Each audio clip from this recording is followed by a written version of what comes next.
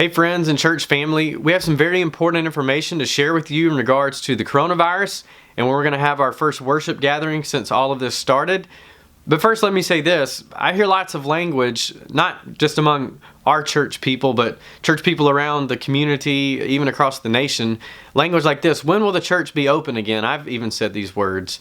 But I want to remind us that the church has never been closed, because the church is so much more than this building and what happens in here for an hour or two on Sunday. You and me are the church. So think about this. Every time we pray for each other, every time we call someone or have a friend over and practice hospitality or serve a neighbor, well, then the church is open, because no one or no thing can ever close God's church. Now, in regards to our weekly worship gatherings that I know we so deeply miss, here's the update. The elders had really hoped to meet again by May the 17th. However, we're trying to look at the big picture here of our entire church family and community. We've listened to you, we've listened to the medical community, we've done a bit of research on our own, talked with area churches, and we've come to the conclusion that it's best if we stay online for just a couple of more weeks with a hopeful start date of May 31.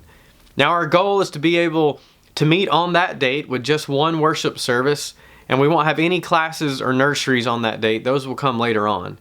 Now, we understand that some of you will say that it should be done sooner. Some of you will say, and I've already said, well, that's too soon. There's all sorts of ideas and thoughts and opinions. We do want you to know that we've done our best to listen to you and to listen widely to various things that are going on, and doing our research and make the decision that we think is best for our community here in Prattville, and that's best for our church family, and it's best to love our neighbors and each other. We are seeking above all to obey the law of Christ, which is to love others first and foremost. I also know, because I've witnessed it, the elders have not come to this decision lightly, but only through much prayer and discernment. Now, I want to encourage all of us to pray for them, as we have been doing, as they are leading us through these uncharted waters that we are in.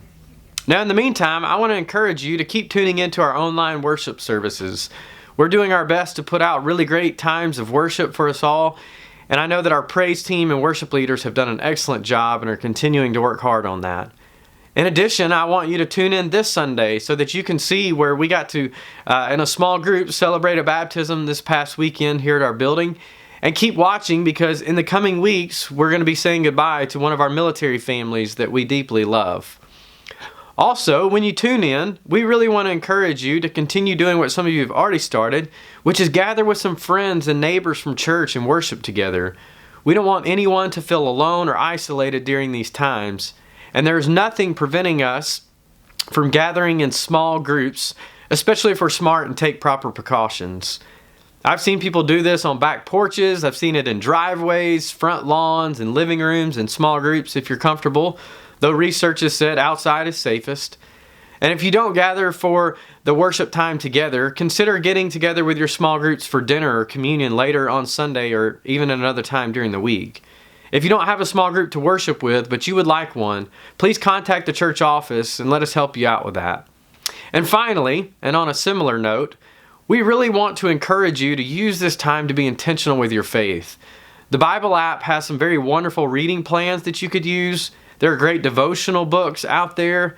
And of course, we have plenty of time each day that we could use to spend time in prayer or service to others. Let's not get out of our routine of growing in our faith. Let's continue that routine of gathering of some sorts on Sundays. And if you're a parent of young children like me and Sarah are, we want to encourage you to utilize the resources that Jordan is putting out there to be intentional in the lives and in the faith of our children. Now, one other note, and some good news to share. The YMCA of Prattville had a need this summer due to the coronavirus. They have their summer camp that's being offered to provide child care for essential working parents, but they were unable to meet in the schools right now. And so we are pleased to note that we were able to provide some space for them for a few weeks here at our building. So if you had plans to use the multi-purpose room, the lobby, or the auditorium during the day, please contact the church office first, because there will be a handful of children up here. Also, just so you know, the Y will be cleaning the facility every night, and they'll be sanitizing at the end of each week, so it will be nice and clean and safe for us when we get to reconvene. So in summary, we are hopeful for a May 31st worship gathering. Until then, keep joining us online on Wednesdays at 6:30. Sunday mornings at 10:30. Look for various bits of online content throughout the week as well.